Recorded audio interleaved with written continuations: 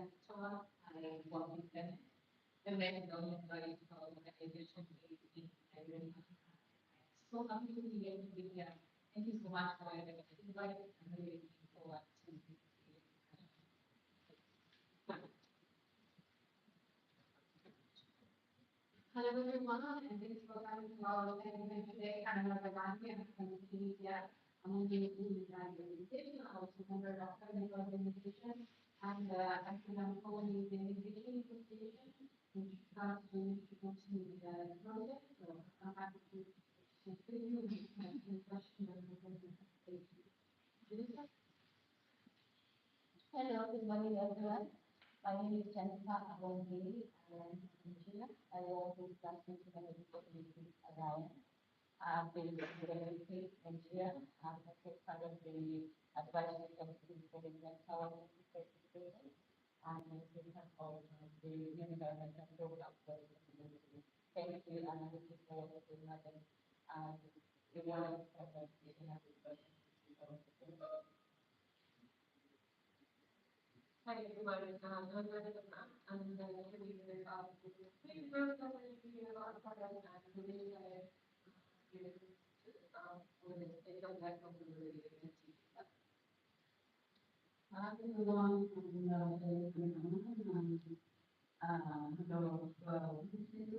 and so the one for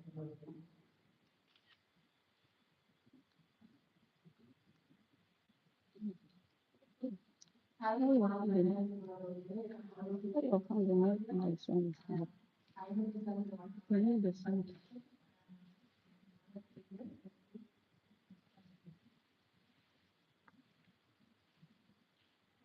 Hi, my name is Jane, and I'm living as a Washington, D.C. and I'm glad to be here.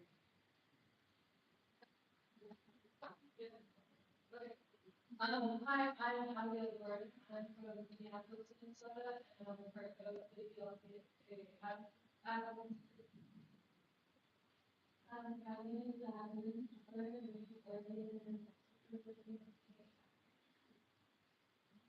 My name is Anne-Marie Abaagu. Open the link he shared on WhatsApp. Let me see something. Open the link he shared. My name is Matt Warren. I am from Madison, Wisconsin. All of the real estate.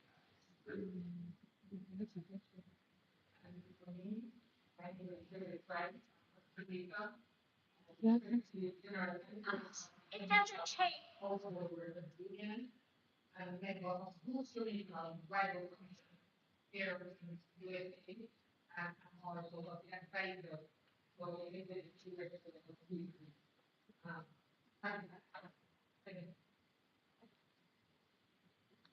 My name is Daniel Hafer. I'm the representative of the Regional Federation on Colleges in New York, delegation to the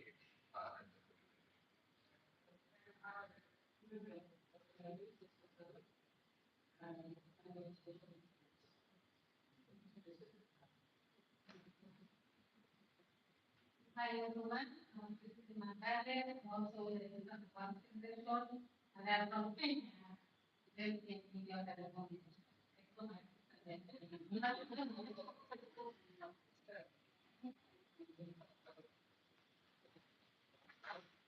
Good morning, I'm Kalyan from Bangladesh. I am the Nation in Participating Development Program, and I'm a member of Higher Commission as well as member of Women Development. Good morning, everyone. My name is Jan. Vice Chair of the Women Commission.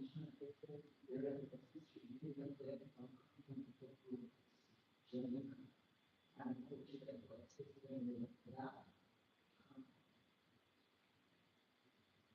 morning, everyone. I'm myself, the program from Nigeria.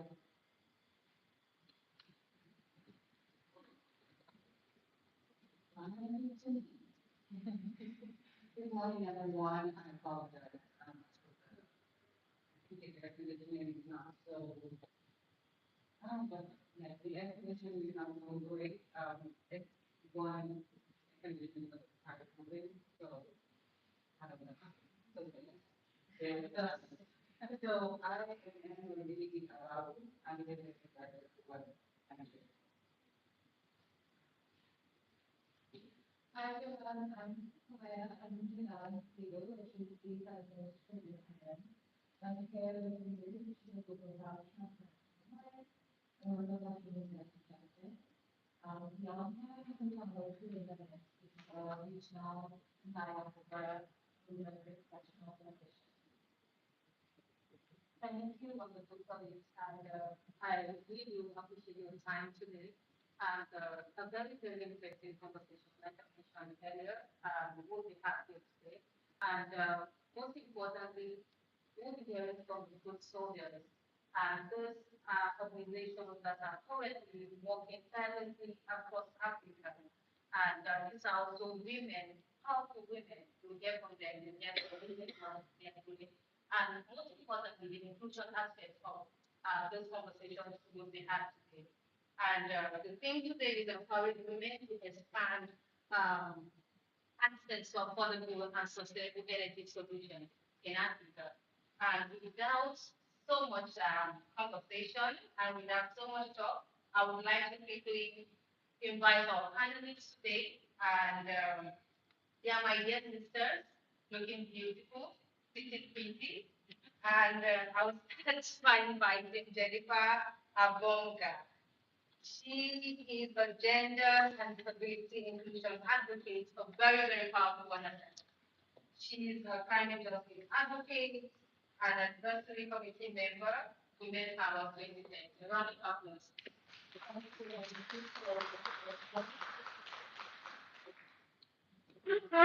want to invite Rabeb Aloui. She is the co-lead litigation working group, Women Bar.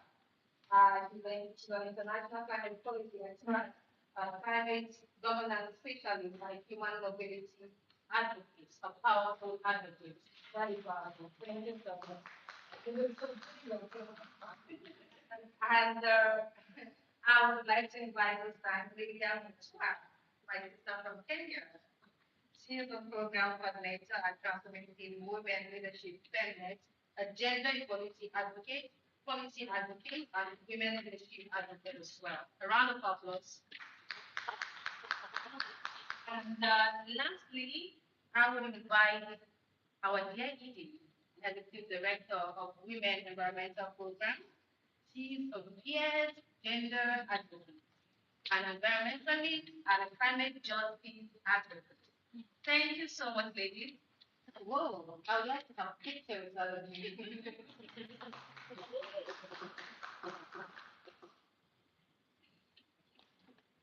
So quickly, I know the year has been beautiful here in the peak of the summer, and this question is as burning as the summer we're feeling right now. We start with Jennifer, and this question is coming to you because I think from the time I started as a development expert in the space, the one phrase that has been recurring is leaving no one behind, leaving no one behind.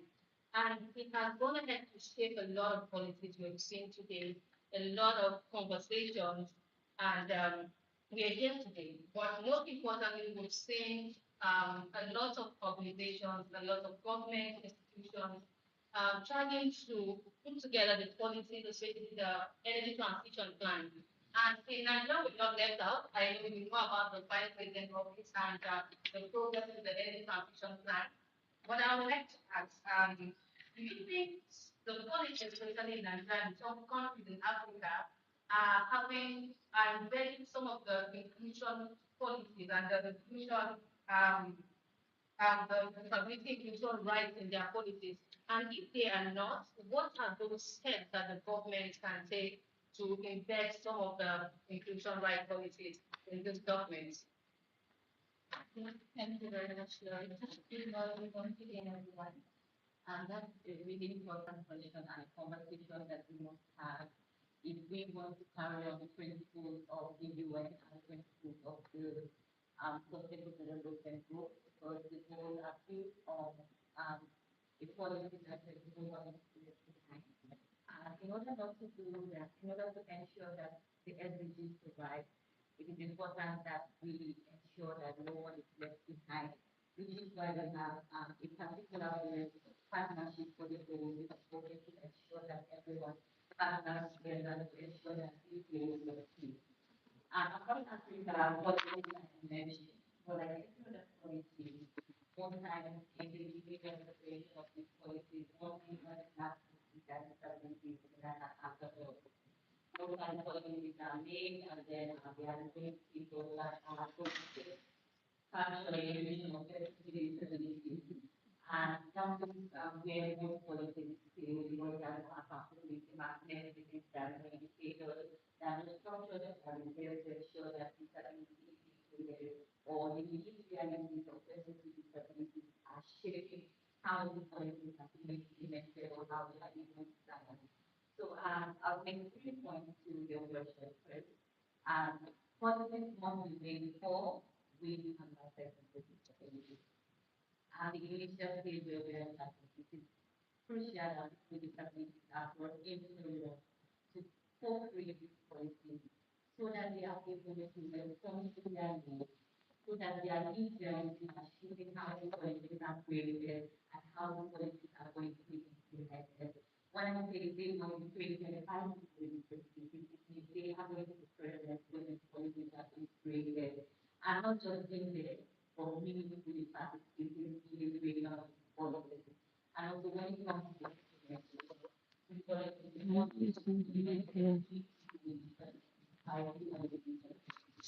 so now that we are able to do the function how we develop People are sending emails that they're struggling to hear. People are sending emails that are struggling to hear. And we're telling them to use the network. Their voices are low. how they impact them and how we make sure that at the end of the day, we are influenced that actually from the creating start of the implementation of this process. Thank you so much, Jennifer. And I think the point where you mentioned cooperation is really important. And I think for every organization, I have to see where we should be now. Nobody should, in Africa, there's an adage that says you should not bow a man's head in his absence. So the man must be present while his hair is being shaved or I'll come to you, our dear lady, Anne-Marie. And most importantly, web's work has inclusion at the center of it. We've seen it, we've seen the communities you have visited as a team, and such an amazing work you're doing. But drawing from web's experience across communities, what systemic barriers continue to impede women's access to affordable and sustainable energy? And what evidence-based approach have demonstrated the greatest potential for scaling some of your projects and activities across the communities? Okay, thank you so much. I don't think I'm going to repeat part of what Jennifer said. I think we all know that women are always lumped into, they're always an afterthought. And speaking from the African context, I would say that we still have a lot to learn and a lot to unpack. So some of the systemic barriers that I would say that we have experienced during implementation, one of them, of course, finance. Women have little or no access to finance. Let me give you a very typical example. Like, I know that there are lots of private companies, banks, that they put out loan opportunities for women um, to have access to it, but these loans come with other should I say, obstacles? Like, what are their, what they call it again? Interest. No, not the interests. What property or what can they give to secure the loan? And if they don't have it, then they have to, guess what? Go through a man. And of course, if they go through maybe the husband or a family member or a man in general, it always comes with incentives. So there is that. And we also have like gender blind energy policies. Now, when you're looking at it from the African context, I would say that when it comes to energy policies, I think women are hardly ever thought to be included in the process. Thank you. In the process, and even in actually creating these policies in general. So usually when the policies are created, they're just like, oh, okay, yes, we can just add women, a sentence about women right there, and that's where it ends. And another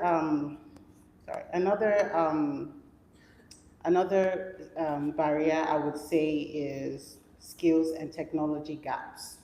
Now, I will say this based on speaking from the local perspective. Now, there are technology initiatives that have been brought up by women, but I think it's always brushed off because they see it that, oh, it's not, the technology is not advanced enough, or it's not, it doesn't look attractive.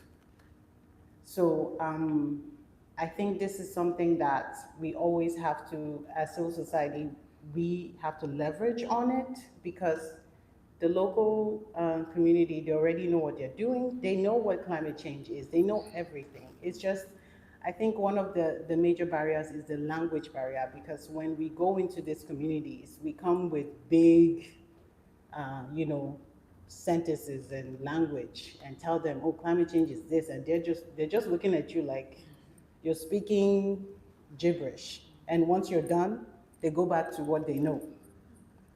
And I can give you, sorry, I'll be done soon. I can give you one very typical example is like in the case of the cooking stove. I know that has been very, a lot of organizations have been big on it. But you notice that a lot of the energy companies, when they introduce some of these cooking energy stoves, it becomes too expensive. They can't afford it. So guess what? You present it to them, they'll be like, okay, thank you. And then they go back to what? To their woods, to cooking with firewood, because that's what they're used to. And it's cheaper for them. And they easily have access to that. So thank you. Thank you so much. I think your last point on affordability is the main conversation, especially for women in Africa. Affordability, it's a big language, and we've tried to, especially I know WEP have tried to reach these communities, sometimes even donate the cooking stoves, but Exactly. these are real-time difficulties, right? When you donate. Personally, even the organization I work for, we could go, even the briquettes, sometimes you go even donate the crude equipment, but afterwards, no one is using it because these are sometimes too technical, sometimes you try to simplify, but then is it affordable for them? And this would lead me to the next question to Rabeb. Rabeb, as a climate governance specialist, it's said that the climate finance is creating new opportunities globally. And I would like you to walk us, what are those policies and financial reforms you think are necessary to ensure that international climate finance effectively reaches grassroots women that are driving clean energy transformation in Nigeria and Africa? Yeah. I can't answer in Nigeria. Pardon, I'm a Nigerian, so, so it pops out No, here and there. Thank you so much for your question, and thank you for raising this issue. And this is a big issue, and I totally agree with Anne. The access of finance is still an issue. We had a lot of promises these years during the negotiation, UNFCCC negotiations.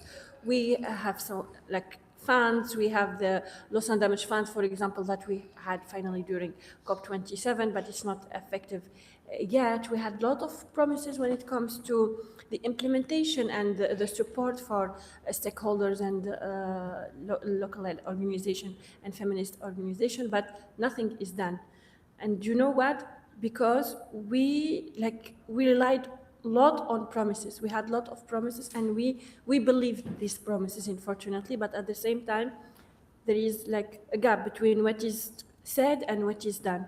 So when it comes, for example, to feminist organizations across Africa, they don't have this access to finance. Then how you are waiting for organization to make a change, to be active without like access to finance. And sometimes when I speak on that, I like kind of answers I receive that there is organizations that are receiving fund, but it's not enough. Still, it's not enough. We need access to finance. We need to go to these local communities. We need to go to these women in rural communities, because like globally also when it comes to finance, sometimes we see that the system is centralized. Organization based in the capital, organization based in the big city, but this is not enough. We need to go to the rural communities. We need to go to the vulnerable communities. We need to go to these women who are like vulnerable and who are like who really needs these funds and access to funds. So when it comes to funds, we have, but only in papers. There is no real implementation of these funds. We have for example, when it comes to adaptation, we have the NAPs, we have the NDCs, but when we see the NDCs or the NAPs in Africa, for example, we don't see real means of implementation, how this will be implemented, what is the role of the stakeholders, how they will be supporting this organization, this small organization, and their access to finance. So I think we need a real discussion now. Like we need like strong discussion, I would say, because what is happening is not like it's not enough at all. We had enough with promises. We had enough of like this. We had a lot of conferences, for example, when it comes to climate change or SDGs, but really nothing is done. Like now at COP, this is 31 COP, so nothing. Like just last time I was talking about this, about the negotiation and how I've been involved in the negotiation. I've been to so many COPs, and one of my friends told me, "Oh, okay, you are so lucky. You have been to so many COPs."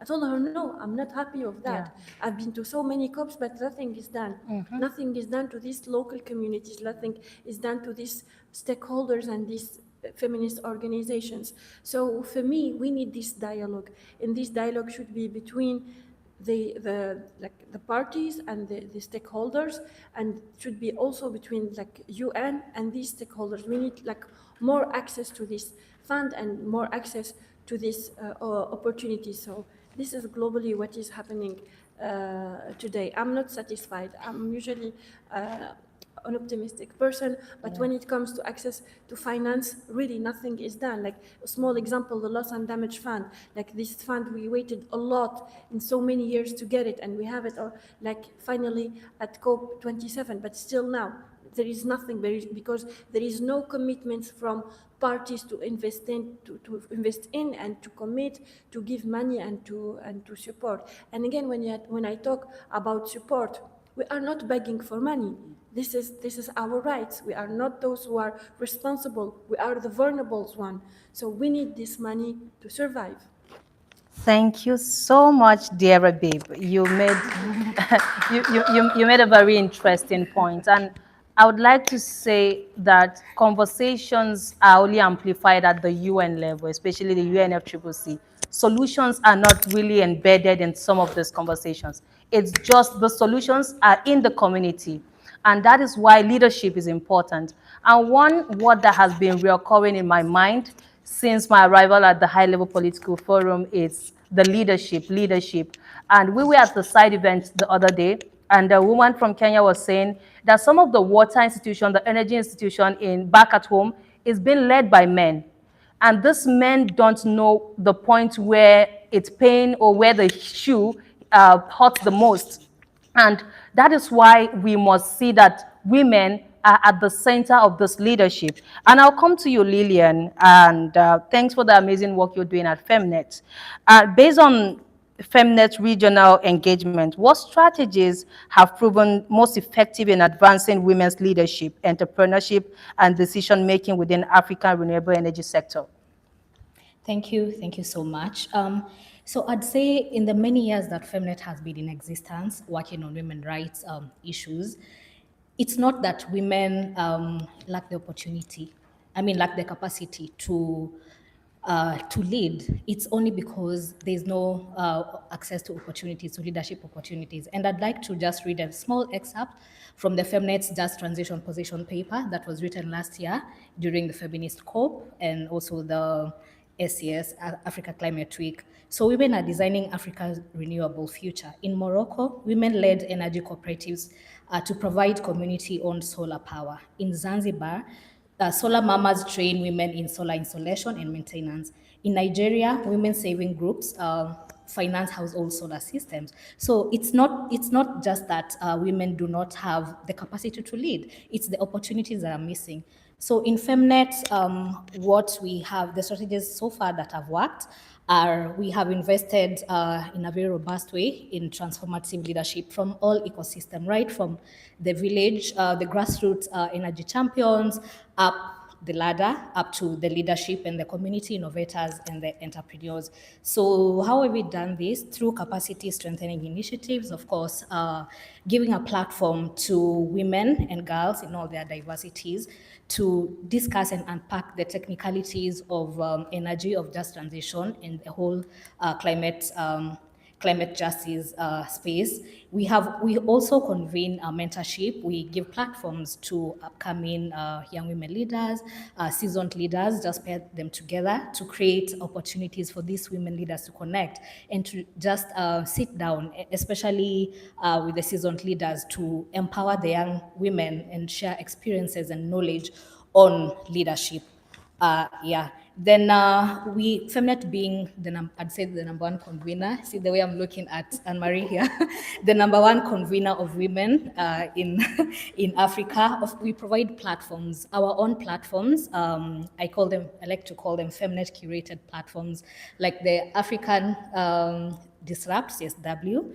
We usually have it in May. Rabeb here she has participated in that space. We also have the Feminist COP every year preceding the COP, and the other spaces that we support young women and girls to engage in, such as Africa Climate Summit, COP, even HLPF, and the other platforms. So these opportunities give our young women and girls, opportunities to discuss the barriers that my sister Anne-Marie has just unpacked, and also to strategize how to advance women in leadership.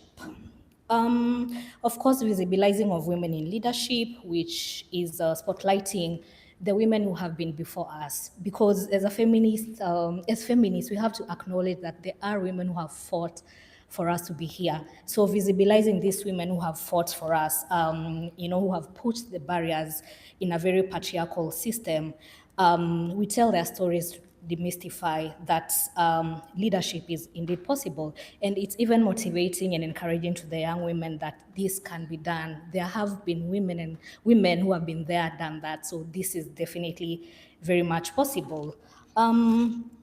I'd say also Femnet is a membership-based organization. So we have over the years created a very robust movement of women rights organizations and feminists and allies and male allies still to get a collective voice of the issues that are coming up that pertains women. So some of these movements are actually in this context, the Women Rights Caucus. We have the other platforms where we engage online and also physically. We have also strengthened partnerships, kind of like a multi-stakeholder partnerships with grassroots organizations, with national governments in the respective countries that Femnet implements its programs, researchers to push forth evidence-based advocacy, regional economic blocs to push implementation of these regional frameworks that advance women in leadership. So all these partners come together to ensure that the clean energy solutions, they respond to the needs, because if we don't take an approach, a multi-stakeholder approach, then this means that the solutions will be one-sided. And yeah, so the other strategy that has worked is doing evidence-based advocacy. This is bringing together data and not just disaggregated data. It's data that encompasses young women and girls' lived realities right from the community, collecting their stories, collecting their challenges, and letting them speak for their own and not speaking on behalf of them. Yeah. So of course data is numbers, but then numbers may not be enough to show us what is happening. We need these stories right from lived realities of the women from the grassroots and the challenges they are going through, and because the solutions that they're going to come up with should be owned by them. And there has been mention of finance, gender responsive financing from my three sisters. And of course, as Femnet, we have championed access to gender responsive financing through platforms, I'd say throughout our programs, but most notably is the African Feminist Macro Academy, which is a platform. It's like an academy, literally an academy that happens every quarter, and it rotates within the 5 sub-regions of Africa, and it unpacks issues related to gender financing, responsive financing, flexible financing models. What does it even mean to have flexible financing for the women in leadership? Inclusive models, of course.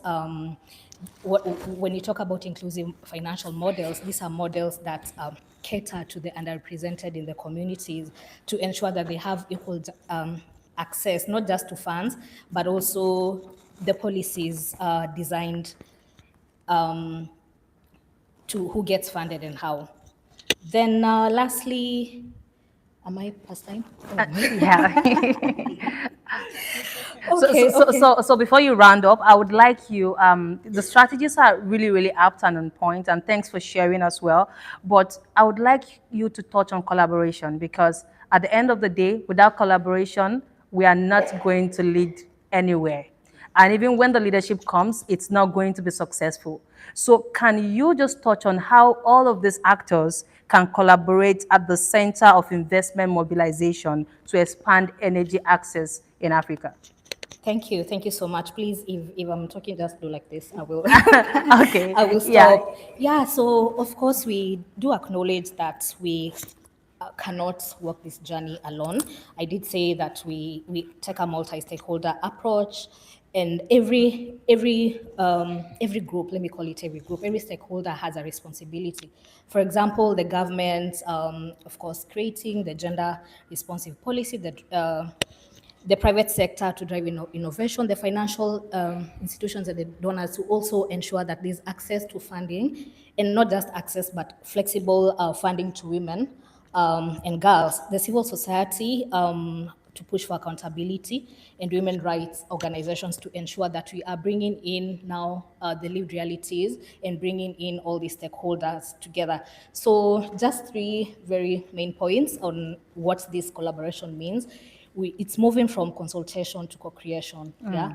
Because consultation sounds like it's already been planned, and then you're like, Anne-Marie said, it's just a line about gender. So, that's what we envision collaboration to be. But co-creation is being there at the beginning of developing these policies to ensure all facets and all perspectives when it comes to lived realities and of women and girls.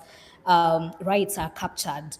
And of course, financing must be very gender responsive. Funders should ensure that there's a gender criteria to all the models, and also how to track that this funding, this money actually reach the intended people, who in this case are the women-led entrepreneurs down in the village, and the human rights organizations and the underserved communities. And lastly, partnerships must be accountable. We need accountability from the government. We need accountability from the CSOs. We need accountability from the private sector. We need accountability from everyone. So yes, thank you. Thank you, Lilian. Thank you so much. And now to the audience, thank you so much for listening. I'm sure you have questions. And let me see your hand if you have a burning question, something you would like to ask, contribution. You can direct the question to any of them. They're so capable of answering. Oh, thank you so much.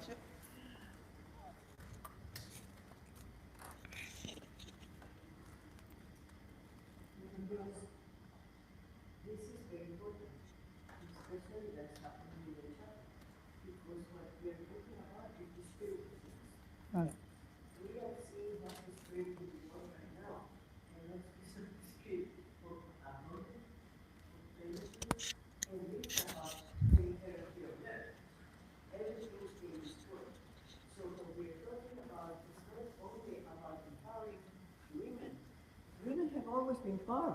We don't need to be empowered.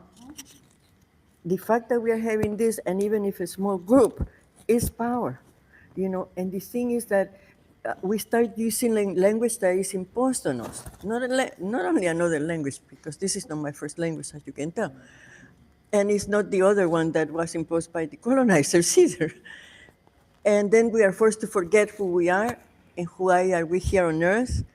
But I come from indigenous peoples, and we know that we are the caretakers of this. And this is what a lot of people have forgotten because of the money, money, money. They talk like that. Money, money, money, money. They say Yeah. that. You move after it. But this financial and economic crisis is really bad, and it's being orchestrated and we are watching it. People are losing their homes in the United States of America, which is not America, to tell you the truth. But it's being lost, I watched terribly seeing how the churches are selling their places. Yesterday, I was at the Scandinavian House to have the meeting. And, I'm giving this information because it's part of the discernment that we have to make. Because it's not only about solving the problem, but we have to discern it and figure out how we are going to do it. So while I was waiting, there was a group coming, and they say, church time. And I said, what church is this? And then they said, oh, we cannot afford to have a church anymore. And it was a Presbyterian church in New York. And they said, we have to rent a place just for the morning, And so we go giving false solutions, even though it's supposed to be a solution. So the reason I'm saying all this, which I cannot say all that I know, is because we got to deal seriously with what we are manifesting here on Earth. And we cannot watch all that's happening in Gaza, for example, and look the other way. And when we talk, we say, yeah, that's terrible. That doesn't make any sense. And so the financial aspect is telling us where things are going. And there is a need for us to really look seriously, because now artificial intelligence is deciding what's happening in, Wall Street. And that's why people are losing their homes. All their people, especially the so-called middle class in the United States, is having to sell their houses because after these 2026 IRS reports, you have to do it differently, and you are not going to afford paying the taxes and living. Yeah. So I'm calling that we set up something after this. This is not entertainment. Yeah. Thank you so much. Thank you.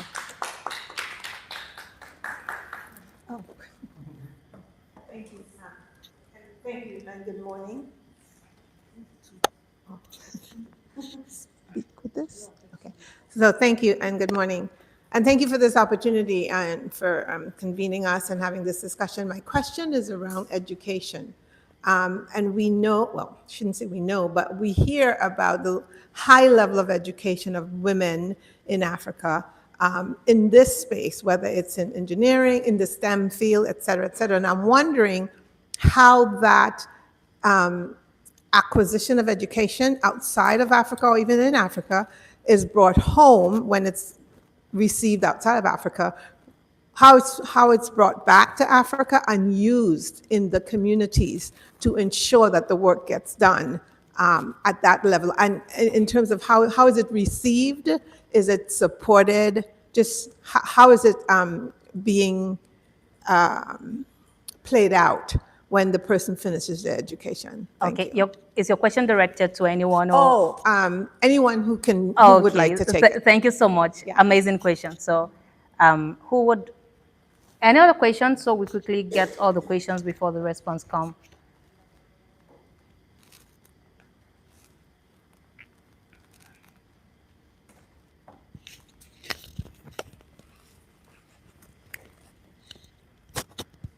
One thing I heard was frustration with coming to so many conferences and meetings and hearing so many words but not seeing actions, which resonates. And I'm wondering, I have two questions based on that. And the first is, what keeps you coming back to forums like this? And then what changes could be made to events like this that would help them foster more action after all of the words have been said? Okay, thank you. Any more questions? Do we have? Okay. Here you go. Hi everyone, I'm Mona Hussein, representing the Marginalized Women Foundation. The question I have is, because also as a fellow African and also as someone who also leads a women organization in my country, Somalia, I wanted to ask you, especially realizing that how the UN processes work, where they mostly, whenever they bring in resources to different countries in Africa, they collaborate or partner with the governments directly. So I wonder, like, how do you guys maintain access? How do you guys engage with the government? How receptive are they of women-led organizations? I know the UN tries to advocate for that on the government side, but also, you know, African leaders, you know, African systems and how they work. African governments, I feel like the women agenda is always the last on the agenda. Of course. So I wonder how you guys engage with the government in your country. Yeah, thank you so much. Okay, over to our amazing panelists. So I'm sure you would pick the questions, and yeah. Okay, I'll start with our host, Web. Okay, I think I can start with the last question. So I will give you a very good example. Yes, it's kind of frustrating to work with the government because they're not always receptive. But one of the ways in which Women Environmental Program has adapted is creating that relationship with key persons in the government office, because I know that sometimes people think that we go directly maybe to the director or the minister. No, we start from the bottom, like the people that actually do the work, that do all the labor. Yeah, that's the process we do. Because I'm using this example because there is a policy that we helped adopt in Nigeria. That's the National Action Plan on Gender and Climate Change. Yeah. And it took us 5 years.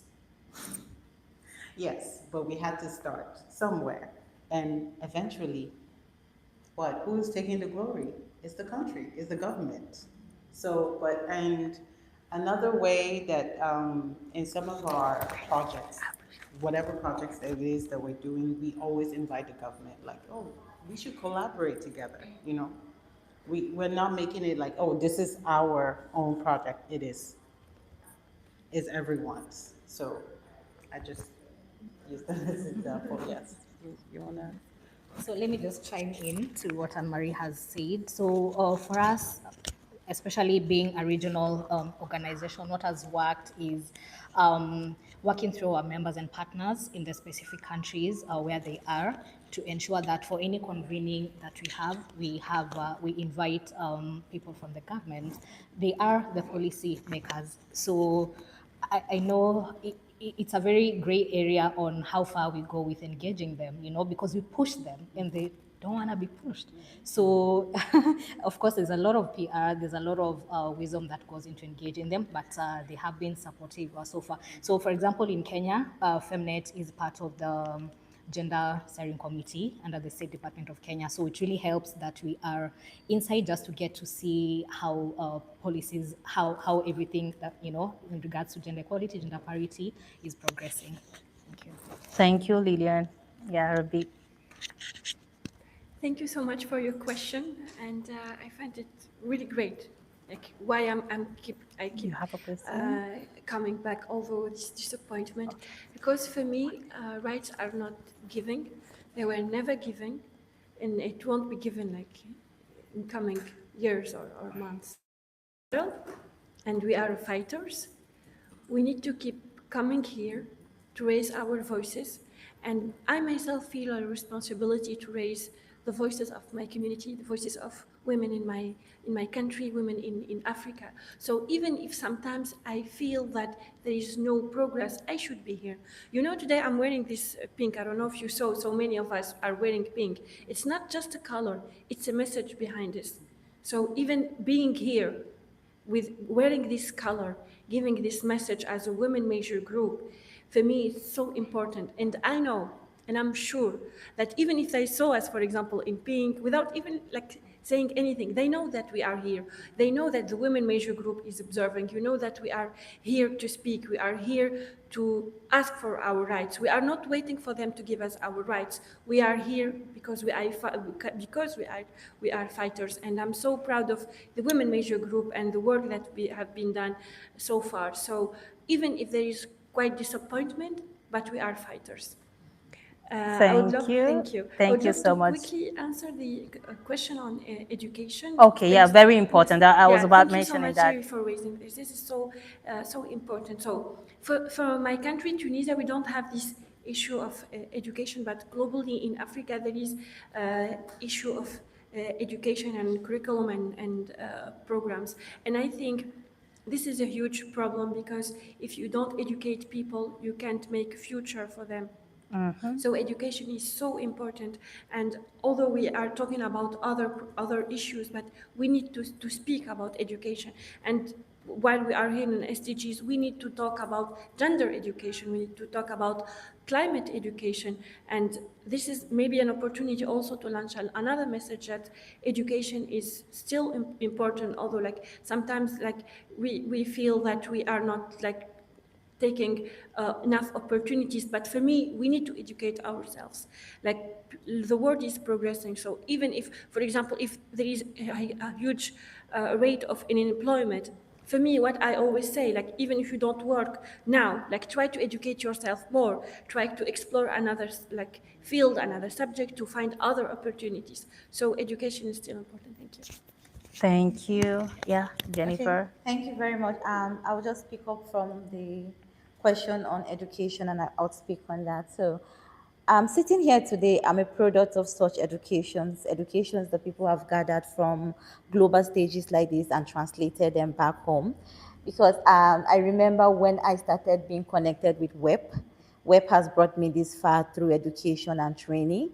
I always didn't know about policies or these big words or the civil society, and I was nurtured from the community background up to this stage to speak at a global event like this, or to even have the knowledge to interact at this global stage. So in Africa, this knowledge is quite accepted. And most people from the grassroots community are looking up to those who have had this global encounter to be able to transform their initiative to make it to the global stage like this as well. But sometimes one of the common mistakes people make is approaching the community thinking they do not have their own solutions. Most times initiatives go to community and they want to give them solutions, but these people already have their solutions.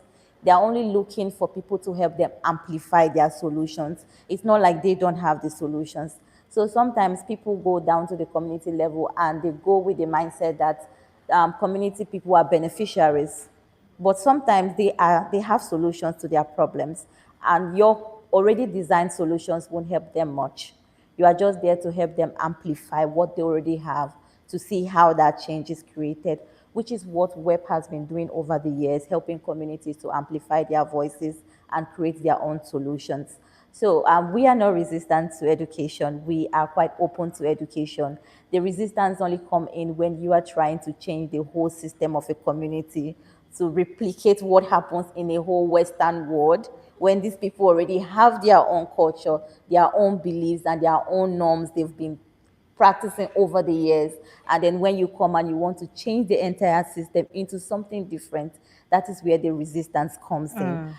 So we are very open, and I'm proud to say that I have received the benefits of such education, and today I'm a product of such education. Thank you. Thank you so much for really touching on education and co-creation again.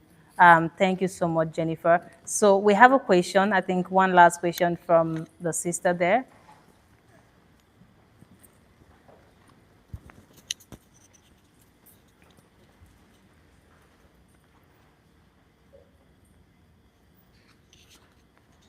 Thank you so much for giving me the opportunity. Actually, Africa is a big country, I know.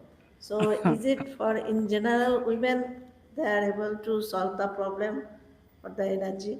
And also, did you contact with the national government? That government knows that women are able to access the affordable and sustainable energy solution? So this is my question. Thank you. Okay, thank you.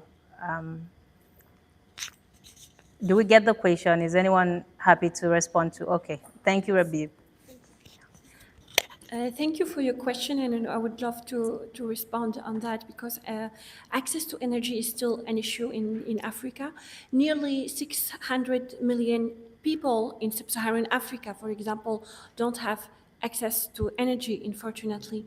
And when it comes to this region specifically, there is no effective implementation or measures to support these communities and these people to access to energy. So for me, what is the solution is, I'm back to education. It's important, like to rely on education. This is for me the backbone of everything. And again, the finance, to access to finance and access to opportunities. This is not their responsibility. This is what the countries should do. And they had, like they did already so many promises, but nothing is done. But this is keep like pushing us to do maybe more. So for me, the solution might be is to collaborate together. For example, I'm from North Africa, others from South Africa, West, East, is to support these women in sub-Saharan Africa. And I think this is one of the things that, for example, Femnet or Web are doing and supporting these women coming from different parts of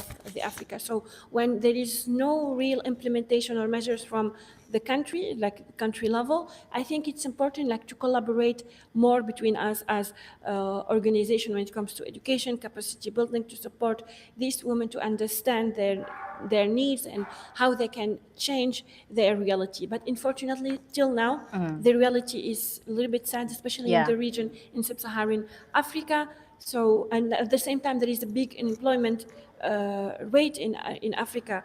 I recently saw a study that said that up to 85% of employers in Africa work in an unstable or unpaid work. So this is also like an issue with the access to energy. Also, there is an issue of unemployment. So maybe renewable energy, for example, can be like an opportunity for these people looking for work, looking for opportunities, looking for alternatives. I know that they don't even have like electricity in some regions, but if we give them access to energy, if we give them access to knowledge, and this is so important, maybe we can change things. Thank you. Thank you so much, Pradeep, and I really appreciate the response from the panelists. And we're wrapping up right now.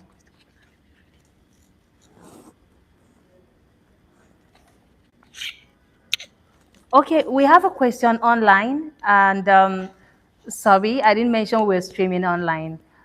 We have a question from our online audience, and who is going to read the question for us? Okay, you can.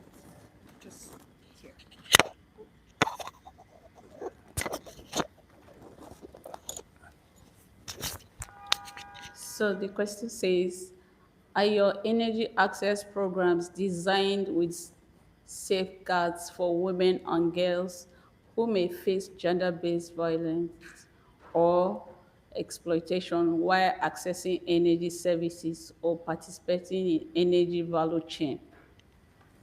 Do we get the question? Is anyone open to response? Okay, so yeah, we can respond to that quickly so we can wrap up. Okay, Yeah, thank I'll you. just briefly say that in all of our projects, we already have safeguarding po- mechanisms in each of the communities, and we have reporting mechanisms as well. So if any of these women do not feel safe coming out to report, they have phone numbers that they can just either call or send a message directly to. They can remain anonymous. So, Yeah, okay. a good mechanism. Thank you. Yeah. Any other person on the panel who is open to No? responding? Okay. Okay, thank you. Thank you so much. And yeah, we're coming to the end of this amazing session. I don't wish for it to end, but we just have to go at some point. So, and we're approaching the final years of the 2030 agenda. And for this last part, I would like us to respond from our hearts. And I would like if we can just share one key recommendation and very actionable recommendation for government, development partners, private sectors, and all actors that can significantly accelerate progress towards SDG 7 in ensuring that women remain at the center of this solution and the affordability. Yeah. Thank you so much. So we cannot talk about a just transition without talking about transformative women leadership. So we need to ask ourselves, where is this power? Who holds the power to make these decisions? And as women, how then do we shift this power so that we are included and part of the conversation from the beginning? Remember, co-creation and not collaboration. So it's only until you have these conversations, it's only until we answer where the power lies that we are able to meaningfully engage in these decision-making spaces for us to be able to push from policy from paper to impact. And this is also because women they are the decision makers, they are the leaders, and they are the entrepreneurs. So this is their conversation to have. Thank you. Thank you. Okay. For me, I'll go back to finance again. So I believe that public and climate finance must be redesigned to reach women. Many women-led businesses remain excluded by, like I said, collateral. So this has to be redesigned in such a way that women can easily have access to it, because you can't expect a woman from a rural community that needs access to this finance to give you a collateral to maybe her land or something. It's unreasonable. Yeah. Thank you. Yeah, Rabib. Thank you, Lauritta, and thank you for giving me the floor in the end to maybe launch a recommendation for all of us, even for us, our organization, is a call for more collaboration and partnership between each other, because in this moment we should not rely or wait for our rights or for any measures for now, because we know we are living in this crisis. So we need more than ever more unity, more collaboration, more cooperation between us as organization, as major groups.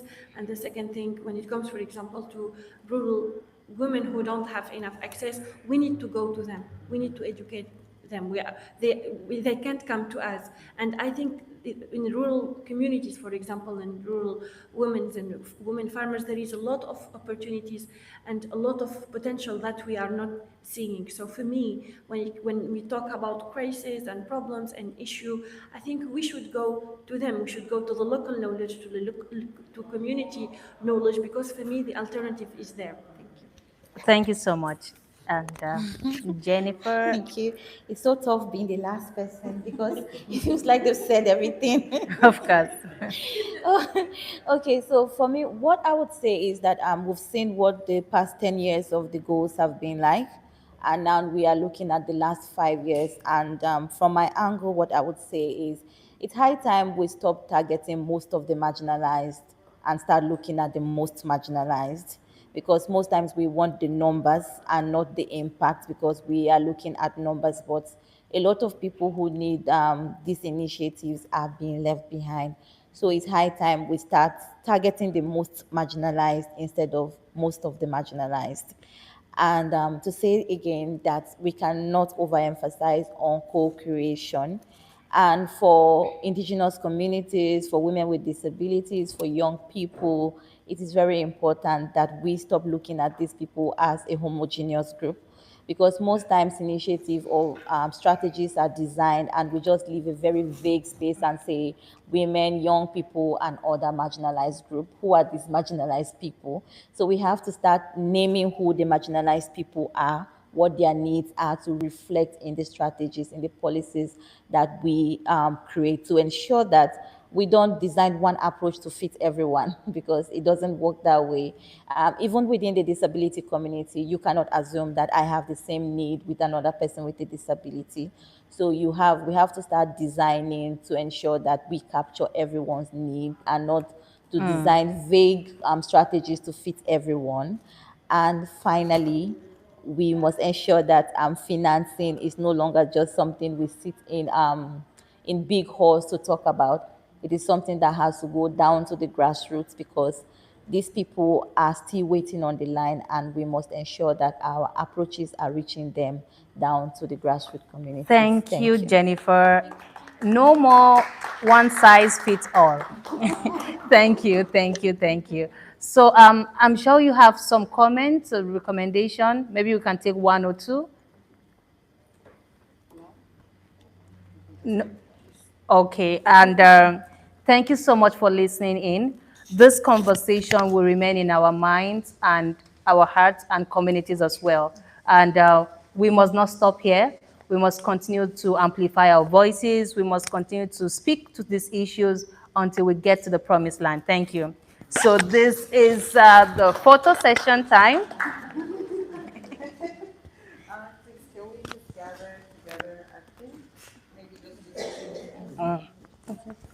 Please, thank you. Thank you, Auntie Judy. Thank you for the pictures.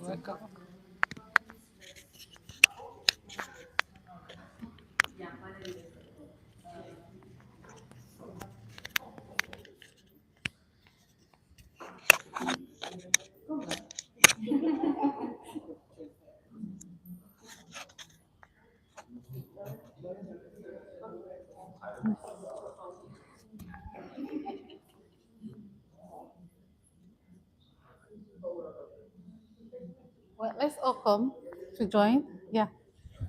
Yeah, let's join the photograph. Yeah, please. Please, let's come.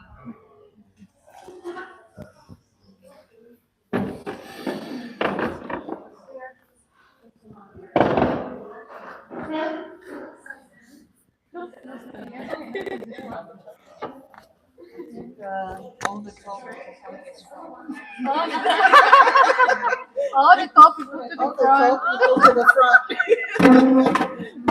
Oh, this is okay. Hold on back. Yes, tall people at the back, and then let's have the tallest people at the back, and then the tall people to the front.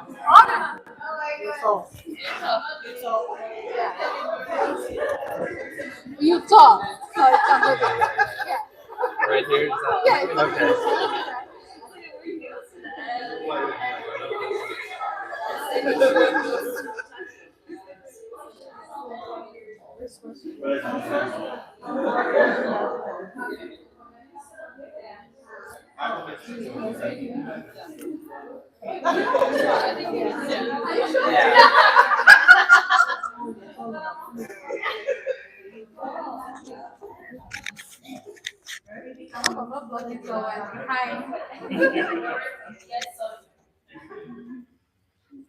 Thank you.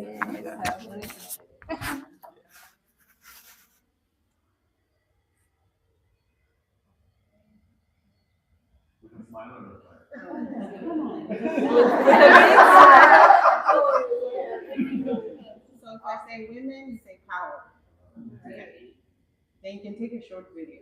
Remember. Wait first. Okay.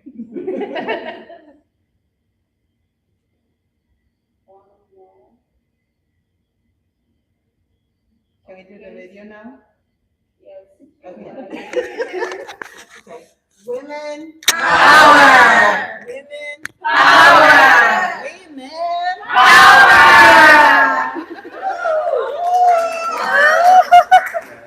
Okay, one more.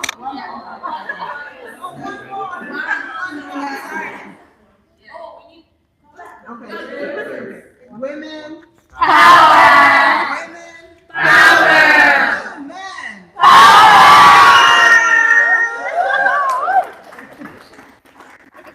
Thank you, everyone. Special appreciation to our partners, colleagues, friends. Thank you so much for coming around. We appreciate it. That's why people excluded me. Oh, we did not feature you in this. I was thinking with my example. You know, you should have done like a selfie. Sorry?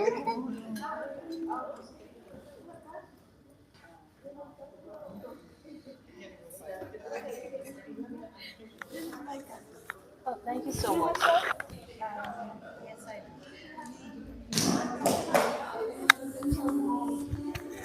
Okay, trying to. Thank you so much.